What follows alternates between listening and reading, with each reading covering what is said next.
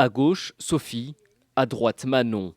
Sophie a 18 ans lorsqu'elle accouche. Son bébé est alors atteint d'une jaunisse. Il est placé dans une couveuse avec des lampes ultraviolets aux côtés d'un autre nouveau-né. Une nuit plus tard, on lui rend sa fille, le teint plus mat, les cheveux plus fournis. Le personnel médical rassure Sophie. L'effet des UV, disent-ils. Mais plus le temps passe, plus les doutes s'installent. Lorsque Manon a 10 ans, des tests révèlent qu'elle n'est pas la fille biologique de Sophie. J'étais désorientée, déstabilisée.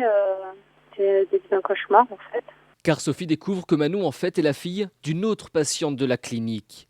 Les bébés ont été échangés par erreur dans la couveuse. J'ai eu le sentiment qu'on m'a arraché une partie de moi en me prenant mon enfant biologique. J'ai bien sûr ma fille Manon que j'aime de tout mon cœur, mais ça n'enlève pas qu'on m'a enlevée et que cette autre petite fille existe. Aujourd'hui, les deux familles demandent plusieurs millions d'euros au titre de préjudice moral. Vous imaginez à quel point c'est grave de conséquences de savoir que dans une maternité, on peut donner à des parents un enfant qui n'est pas le leur. La clinique reconnaît l'erreur mais considère que l'établissement n'est pas responsable. L'inversion des enfants a été réalisée par une salariée de la clinique qui n'a pas respecté les consignes de la clinique parce qu'elle souffrait d'une très grave dépression et d'un alcoolisme chronique. Les deux familles se sont rencontrées, mais elles préfèrent ne pas rester en contact, une histoire trop lourde à porter pour les enfants comme pour les parents.